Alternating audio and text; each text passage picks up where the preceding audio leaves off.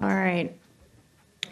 We've now officially been joined by our race winner, driver of the number 19 Bass Pro Shops Tracker ATV and Boats USO Toyota. That may be the longest sponsor here tonight for the Coca-Cola 600, but congratulations, Martin, your third win of the 2019 season. Now your third win here at Charlotte Motor Speedway. Talk a little bit about that win tonight and taking home your second Coca-Cola 600. Well, it was definitely a tough race. It was a heck of a battle. I thought early on in the race we were really strong, obviously, and felt like running away with that first stage. And 75 laps in or something like that, we were kind of checking out, and then just blew a right front tire out of nowhere and hit the fence. And thought, oh man, this, felt like our race was going to be over at that point. I hit the wall pretty good and had a lot of damage and had tire rubs and all that, and just never gave up on it. Kept working and kept fighting, and by like lap 250 or so, we got it dialed back into where it was pretty good, and pretty amazing, really. I mean, to see the car after the race, it looks like we raced the damn thing in Martinsville. So, I don't know. I'm just kind of amazed. I'm kind of speechless, but thanks to my team, they did a great job. We just never gave up on it, and we kept working and kept tweaking, and the last 100, 150 laps it was really good. So just thankful for all of them for the hard work, and we got an awesome race team, and now that we got some momentum here and a little confidence on a mile and a half, that's a really good sign for us moving forward. So just overall a really good week for us, and I felt good going into the race, and it's nice to kind of back that up. So feels good, and pretty awesome weekend to win. All right, we'll take questions now for Martin. Please raise your hand, state your name and affiliation, and we'll start here to our left. Steve Reed from the Associated Press. Martin, take us through the pass. What were you thinking before, as you're coming to the line? Did you execute it the way you wanted to? Just take us through what happened there. What pass? The one at the end. The restart. The final restart. The 4 wide, yeah. Yeah, so the final restart, first of all, I hated to see the caution because we were strolling away with it, but it's always, you just never know in these things. And the 6 had 2 tires, the 38 had none, and we were sitting third on 4. And I basically knew that whoever got out front first with 4 tires was probably going to win. With a 4-lap shootout. It's just you don't have enough time to get around somebody really, unless, if it gets single file at all. So the leader had a big advantage tonight, I felt like, and anytime we could get out front, we could just drive away from them. So at that point, it was like, all right, just try to get your lean going. Newman's a good friend of mine, and he started in front of me, and I just tried to shove him as good as I could to try to get our line going. And with this package, you got to get the momentum going with your line. You can't just pull out and make it 3 wide or make a big move like that, because if the outside lane stays tight in line, they're going to just drive away from you. So I just tried to get our line going, just like, we were pretty even going into 1, the inside, the outside lane. I was just pushing Ryan, trying to get him going.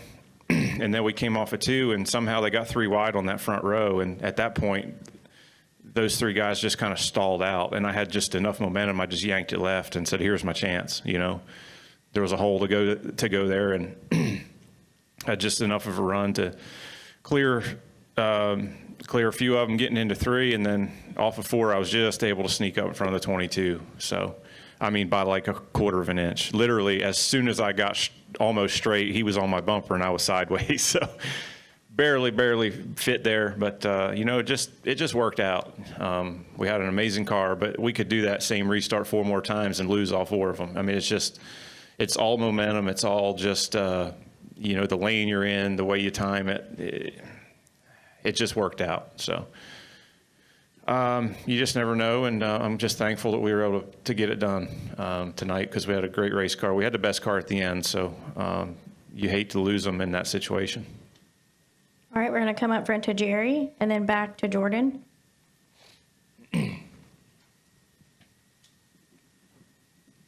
Jerry Jordan, KickingTheTires.net. Obviously, early in the race, the damage and stuff. So you bringing home victory lane, is it a driver? Is it crew chief? Is it the perfect combination? What was going through your head there as you were getting faster in the race with a damaged car? I mean, I didn't know how bad it was. All I knew was how hard I hit the fence, and I was like, normally you hit it like that, it's gonna be a long day. It's gonna be a long day. You know what I'm saying? So, I didn't know. I just kept telling Cole what I needed. What the car was doing, and he just kept swinging at it. And the first couple stops after the damage, we were pretty bad. We stayed out at one point to try to get a little track position back, and we were just plowing tight. And we fell back, I think, to 16th or 17th or something on that one run where we stayed out on older tires, and guys had tires, and it was like, you got to take a bigger swing at it, At that point, I didn't know that we could ever get it going. I was just telling them what it was doing. I'm like, it's still just plowing tight. You just keep trying. And we got to a point around, I want to say it was around lap 200, where we actually got on the other side of it and got too loose. And I was like, okay, maybe we do have a chance. We were pretty quick that run. And, just tuned on it from there. So I don't know. Honestly, I don't know what it was. Maybe it's this package, but I mean, I know that we tweak and go to the wind tunnel, and we do these tiny little changes in practice for, to give away, for the drag downforce deal. It's like, do you want more downforce? Do you want less drag? And I mean, they just tweak little tiny things that you can't even see. And that thing, like I said, looked like we raced it at Martinsville. I mean, it was bashed. The whole right side was flat. It was all beat up. So I don't know. Maybe I'll hit the wall again. I don't know. You know what I'm saying? But just pretty amazed, really. All right, we'll go to Jordan. Jordan Bianchi, The Athletic. Martin, how do you feel after 600 miles? Does it feel like you exerted yourself quite a bit? Does it feel different than 500 miles, or is it just kind of normal? No, I feel good. I mean, my workout program really works. And what are you laughing at? I feel awesome. I have a little bit of a headache, and I had to go to the bathroom, obviously. That's where I went. I haven't peed since 5 o'clock. So, yeah, you're welcome. That's the number one question we get asked by the fans. What do you do if you have to go to the bathroom in the car? So, I mean, I'm just letting NASCAR know, all the NASCAR fans out there know that I held it until, is this watch on time? Is it 10 minutes to 1? So my trophy watch is even set. But yeah, I held it for 6 hours and 50 minutes. See if anybody else here can do that after drinking like 4 gallons of water. That is impressive. That's how I feel. Awesome. All right, we're going to go to the press box. Go ahead. Jim Utter, motorsport.com. Martin, when Cole was in earlier, he talked about how you guys as a team and you as a driver have had to make adjustments to find your competitive way with this rules package. I just wondered, for you as the driver, has it been a difficult process to get accustomed to finding what you need to be competitive on the track? And are you having to do things that you've been unaccustomed to do before? Yeah, to answer your question, I mean, I think that's kind of, I had a media session this week, and that's kind of what I talked about, was that, it's definitely been difficult for me, and I think for us as a team, it's so different than what we've been doing for the last couple of years. And, with the success we've had, it's hard to change. It's hard to say, hey, we can't keep doing that stuff we were doing before. And so we had to look at it. We had to look at it all differently. And I think, our guys are, Cole and James and them and our engineers, everybody's really, really smart. And I just kind of buy into whatever they think, whatever direction they think we need to go. I just continue to give them input and my opinion on things. And we just do, I feel like, a good job of communicating and working together. And, I can take criticism from them and vice versa without getting upset or getting our feelings hurt. We just kind of, we go in there and lay it out. We lay it all on the table. And, for me, I know when I did a good job because they tell me, and, I know that they are smart enough to know if I did a good job or not. So it means a lot when they say it, like tonight. But yeah, to answer your question, I mean, it's definitely been tough. It's been a lot different, and I've had to change a lot of things in the way I drive the car and the way the car feels and all those type of things. So we just had to be open and honest and continue to work on it. It's been a challenge. All right, we're kind of going to come back down to Bob, and then Daniel, and then Brendan. Bob? Bob, you look tired. Yeah. Bob Harkers, Fox Sports. What happened when you got into the back of the lap car, and did it cause any additional damage to your car? I'm not sure on damage. He gave me the bottom going into one and ran in the middle, which was where the VHT, pretty much the only place the VHT was still a little bit sticky on the track was the middle 1 and 2, middle groove, and everybody was running there. That's really where I wanted to run. I was super, super tight at that point, and he gave me the very bottom. And I went down there and got kind of beside him, and then I just lost the nose. It just took off pushing, and I let off the throttle, and it just shot up the track and barely clipped his left rear. So I hated to do that, obviously. It was definitely not intentional. Just one of those things where the bottom lane on the long runs in 1 and 2 got so slick. Like, you'd just go down there, and you'd make it halfway around the corner, and you'd think you're doing good, and all of a sudden the thing would just take off to the right. So, yeah, that's what happened there. Yeah. All right, Daniel? I don't understand why you asked me that, though. What's the point? Yeah, I was just curious. Like, that was a big deal in the race or something? Well, I wasn't sure whether you were just like, lap traffic's got to get out of my way, or... Oh, I got you. Yeah, no, it was... No, I didn't do what the two-car did at the end. You tell me that wasn't a little strange. Yeah. Then they did it. Never mind. I'm not even going to go there. But no, it was an accident, totally. Yeah. If you look at my data, you'll see I just lifted and was like cranked to the left, went straight. So, yeah. All right, Sorry. next question. Turning left. Dale McFadden with NBC Sports. Martin, with this race, Richmond earlier this year, and Martinsville last year, going head to head in Joey Logano, after a trilogy of close finishes like that, just what is your assessment of Joey Logano when it comes to a head to head situation like you've been with him now 3 times? He's a hard, tough competitor. A guy that's tough to beat. He's always up front. So, I mean, he's a great driver, and him and his team do a great job of being in position to win races. And, those are the kind of guys you like to beat. So, feels good to win tonight against him. All right. Microphone right here to Brendan.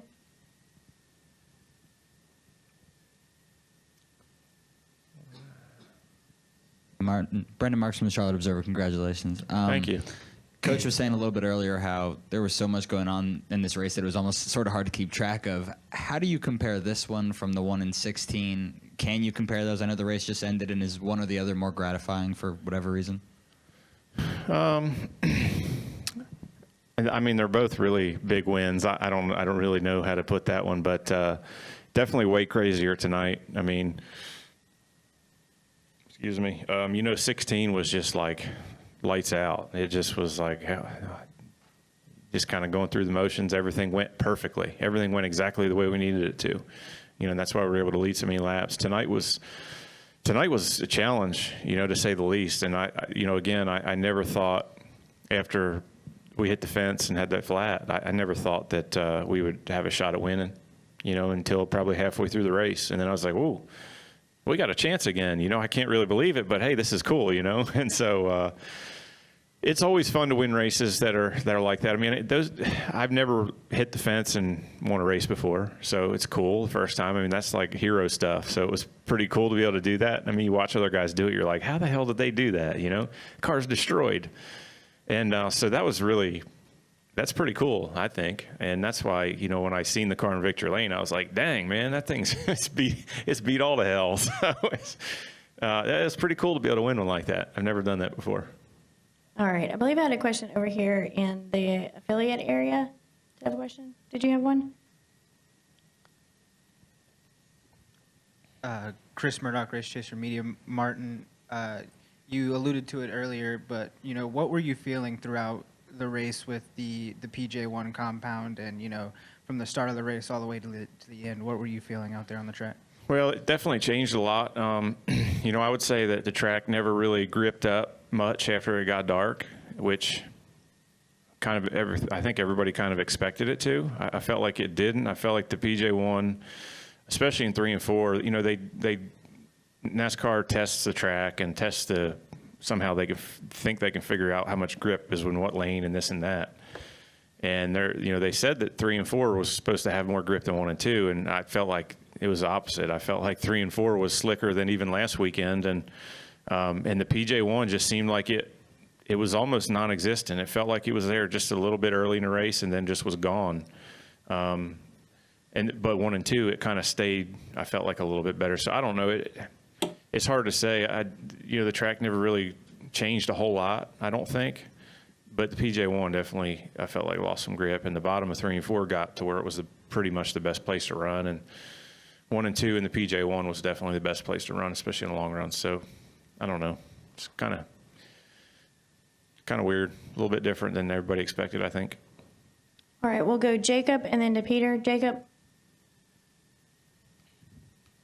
Jacob Zillman, Speed Sport. 2 questions for you, Martin. First, when Cole and Coach were in here earlier, they were talking about, I asked them about the transition from Furniture Row now to the 19 team. How do you feel like the transition has been? Has it been as seamless as you hoped it would be? Oh yeah, for sure. It's been really good. I mean, obviously to be sitting here halfway through the regular season with 3 wins is a big deal. And I feel at home there. I feel like I'm part of the team, and I know the way things work, and I know what they expect of me, and I'm really comfortable, being myself, and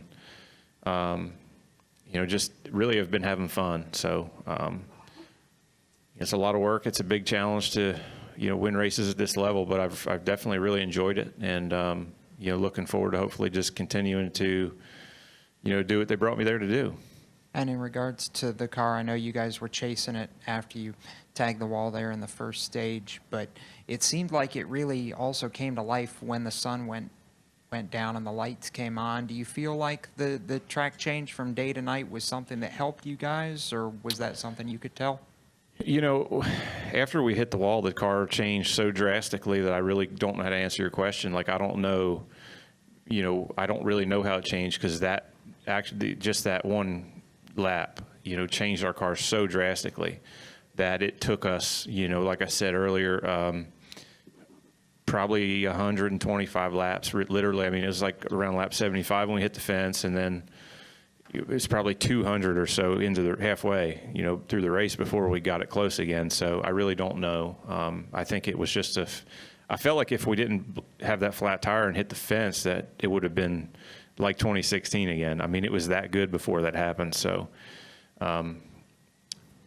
with that said, I would have a better answer for you if we didn't hit the fence. I really don't know how the track changed. All right, Peter, go ahead.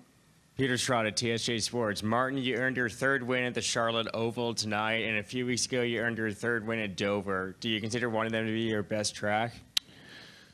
Oh, that's a good question. I think they've both been good for us over the years, especially the last few, and I consider them 2 of the most challenging and difficult tracks we go to. And so, for those 2 to be, where I've won the most races of my career, that's really cool, because they're tough tracks, and you want to win at the places that are really hard and really difficult. So with that said, I would say that even though this is asphalt and that's concrete and that's a mile and this is a mile and a half, and all the differences, that there is some similarities in the feel of the car and just the roughness of the racetrack and those kind of things that, that maybe that's kind of played into it a little bit. All right. Noah, did you have a question? Okay, go ahead.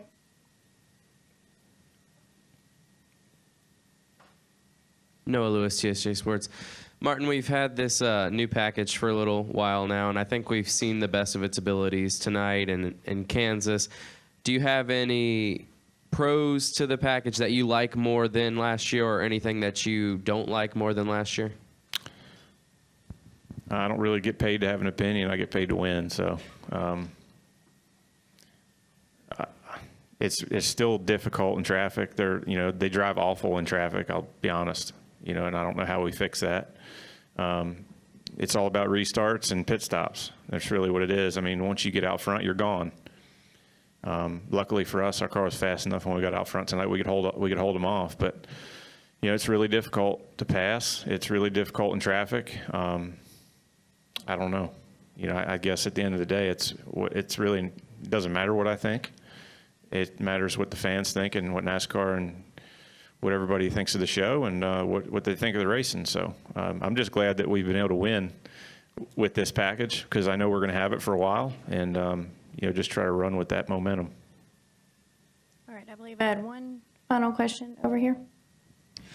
Tom Baker, Race Chaser Online. Want to ask you about the moment of silence that we had during the race, Martin, because I know I've been around the sport for over 30 years, and I don't think I've ever seen or felt anything quite like that at a racetrack. And I'm curious what that was like for you from the driver's point of view. Were you able to sort of detach from the race thoughts long enough to really feel that and experience that? What was that like for you?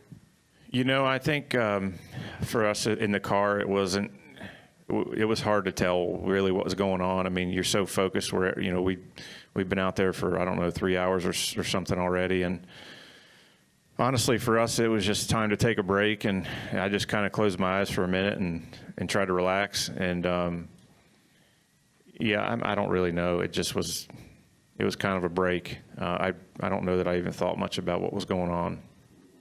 It's hard to say. You know, you're so in the zone and thinking about all the stuff in the race and your head's spinning. So it just felt like kind of a red flag type situation to me. And Martin, one final question. 12 years ago, you won at Dover your first Monster Energy NASCAR Cup Series race with Bass Pro as your sponsor. Tonight, you brought home another victory 12 years later with them. They've been with you much of your career. What does it mean to have that kind of support from Johnny Morris and his team at Bass Pro? Well, I was definitely happy he was here tonight. He's one of the funnest people ever to be around in general, but when in Victory Lane, it's really special. And it was really cool to get to do the interview on Fox on the race broadcast from Victory Lane and have him with me on my side. And he had a special message for everybody. He's a special guy, and to see his enthusiasm and his love of our country and, you know, telling the stories about his dad and you know, being in the military and fighting in the Battle of the Bulge and all those things. I mean, it's just, he's a special guy. And so I'm very fortunate to call him a friend. He's supported my racing career for a long, long time. And honestly, without him, you know, there's no way I'd be sitting here. So very special to have him here this weekend. And I'm glad he came to the race. He kept asking me, you know, we won in the auto owner's car. We won in the Sirius XM car. And he's like, every time you got blue in your car, you win. So he's like, he texted me this week. He's like, how's that blue working out? Because, you know, we had the red, white, and blue paint scheme. So it's just awesome to have his support and his support of his company and all the people that work for Bass Pro and Cabela's. And yeah, just, you know, special guy. All right. Well, congratulations on another win here at Charlotte, and enjoy celebrating this one. Thank you, guys. Appreciate it.